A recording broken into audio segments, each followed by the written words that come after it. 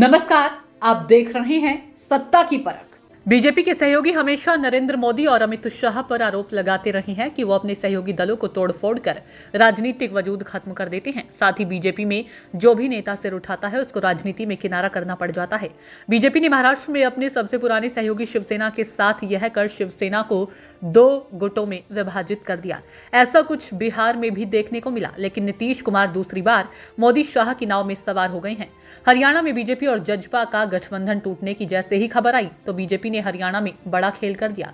हरियाणा जैसी स्थिति वर्ष 2021 में गुजरात में भी हुई थी, जब विजय रूपाणी की सरकार को हटाकर सभी को चौंका दिया था, जब परिस्थितियां बीजेपी के अनुकूल थी। लेकिन हरियाणा में जो हुआ है वह बेहद और भी ज्यादा आश्चर्यचकित करने वाला है। इसकी बड़ी वजह यह है कि प्रधानमंत्री नरेंद्र मोदी के एक दिन पहले ही राज्य के मुख्यमंत्री मनोहर लाल खट्टर की तारीफ कर मोदी गारंटी दी थी, लेकिन हुआ इसके उलट। 24 घंटे मोदी गारंटी के पूरे भी नहीं हुए और पूरी सरकार ने इस्तीफा देना पड़ गया।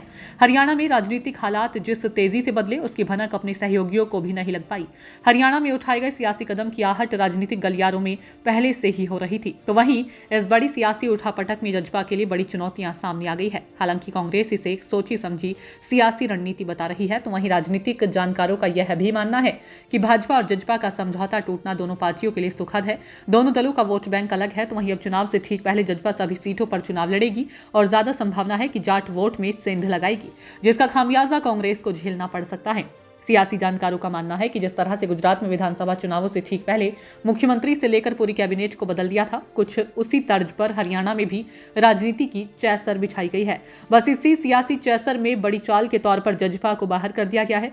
राजनीतिक विश्लेषक इस पूरी सियासी उठापटक में भारतीय जनता पार्टी जहां खुद को राजनीतिक तौर पर 4 कदम आगे मानकर चल रही है, तो वहीं जजपा के लिए यह घटनाक्रम किसी बड़ी चुनौती से कम भी नहीं है। हरियाणा में बीजेपी और जजपा की सरकार के विरुद्ध जन आक्रोश को रोकने तथा एंटी इनकम्बेंसी जैसी जो भी परिस्थितियां बनी उन्हें एक तरह से तोड़ने का ये एक बड़ा सियासी दांव चला है, लेकिन ये दांव बीजेपी पर उल्टा भी पड़ सकता है। बीजेपी के विरुद्ध हरियाणा के किसान लामबंद होकर आंदोलनरत है। किसानों के आंदोलन को रोकने में मनोहर लाल सरकार पूरी तरह से विफल रही है। तो वहीं जजपा के वोट बैंक भी सरकार से खासा नाराज था, लेकिन भारतीय जनता पार्टी को बड़े स्तर पर मुख्यमंत्री के चेहरे तक को बदलकर सियासी फायदा होने का अनुमान लगाया जा रहा है। बीजेपी ने पिछड़े वर्ग के नायब सिंह सैनी को सीएम फेस बनाकर पिछड़ों को साधने का प्रयास किया है, जिससे हरियाणा में सियासी समीकरण एकदम से बदल सकते हैं, जिसके बाद वहां मुकाबला जाट बनाम जाट हो जाएगा। गुजरात की तर्ज पर सजाई गई सियासी चर्चा से भाजपा नेतृत्व को न सिर्फ लोकसभा बल्कि उसके बाद होने वाले विधानसभा चुनावों की भी तस्वीर नजर आने लगी है। राजनीतिक जानकारों का मानना है कि बीजेपी को हरियाणा में गुजरात जैसा बड़ा फायदा नहीं मिलने वाला। जनता सरकार के कार्यों की समीक्षा कर रही है। बेरोजगारी, भ्रष्टाचार और महंगाई से हरियाणा की जनता भी परेशान है। दूसरी ओर जजपा के प्रमुख दुष्यंत चौटाला के सामने सबसे बड़ी चुनौती तो यह है कि वह पहले अपने विधायकों को बचाएं और उससे निकलने वाले संदेश को न सिर्फ लोकसभा बल्कि उसके कुछ महीने बाद होने वाले विधानसभा चुनावों में भी जाने से रोके। लोकसभा और विधानसभा चुनावों से ठीक पहले जजपा की पूरी सियासी गणित को भारतीय जनता पार्टी ने फिलहाल बिगाड़ दिया।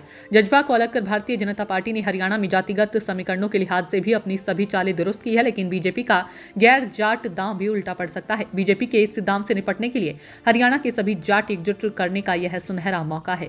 सत्ता की परख के लिए अवधेश कुमार सिंह की रिपोर्ट।